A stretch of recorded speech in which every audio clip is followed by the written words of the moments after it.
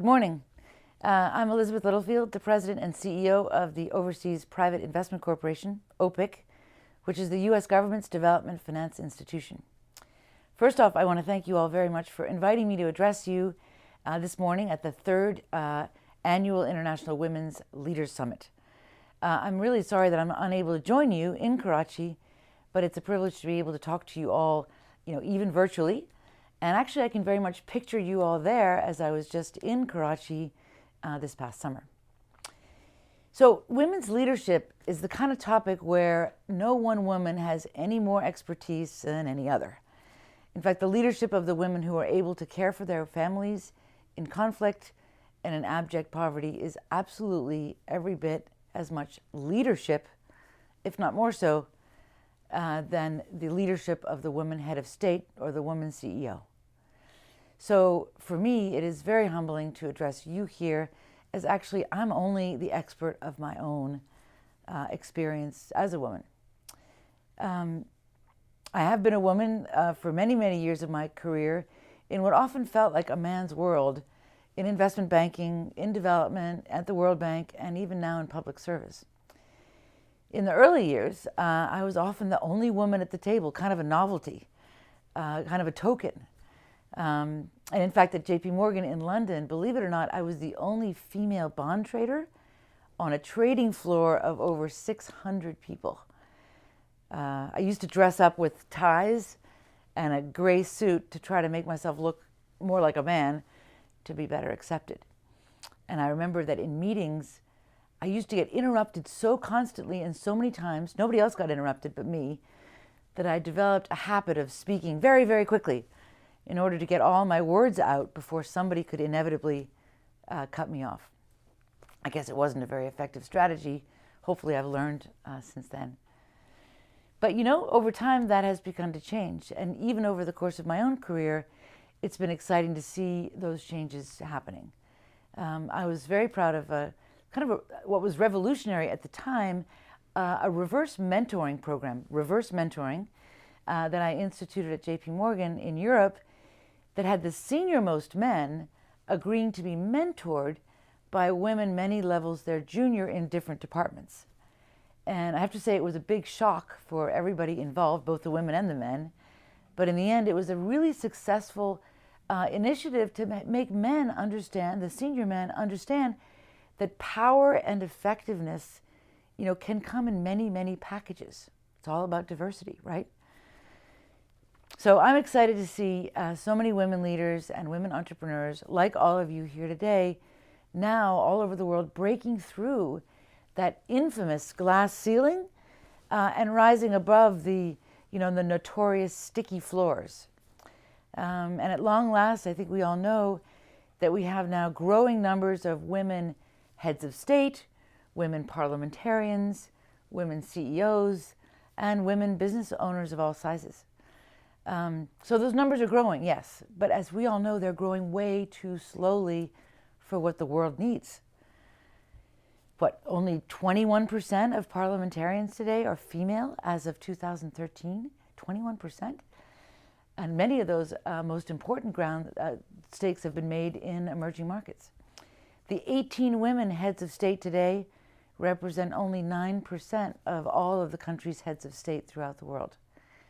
And of the 1,000 of the world's biggest companies, the Fortune 1000, there are only 46 women CEOs at the helm. That's 46 out of 1,000. So those numbers are still pretty small.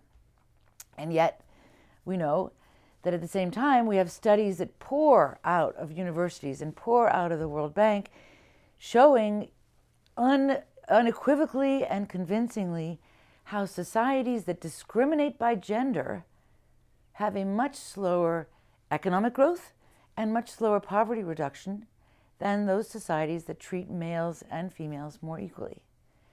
We also know that mountains and mountains of research suggest strongly that women leadership in businesses improves businesses' performance.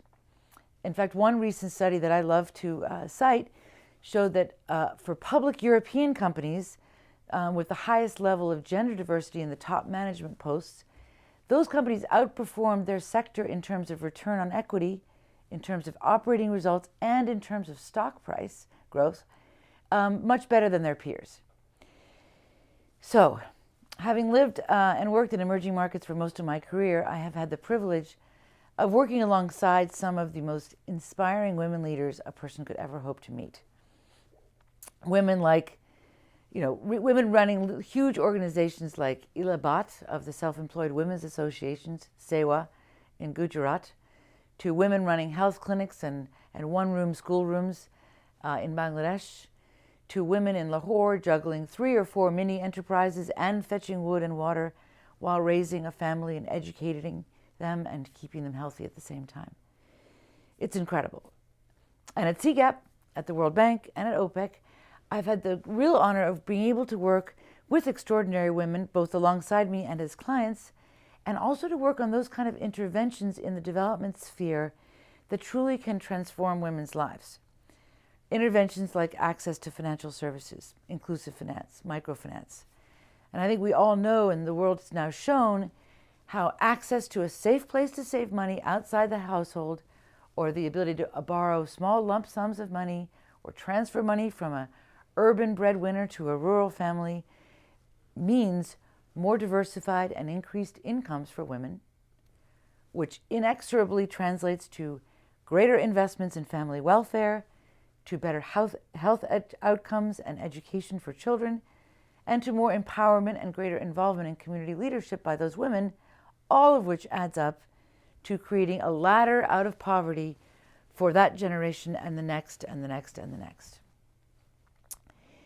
At OPIC, we have a very important portfolio of billions of dollars in investments in the micro and small and medium enterprise sectors throughout the world. Most of those investments are focused on women clients. In our loan guarantee programs, for example, those loan guarantee programs are designed to encourage local banks in the Middle East and Turkey and elsewhere to lend SMEs, which they don't often do naturally. So in order to do so, we institute incentives that encourage those otherwise reluctant banks to lend especially to women-owned businesses.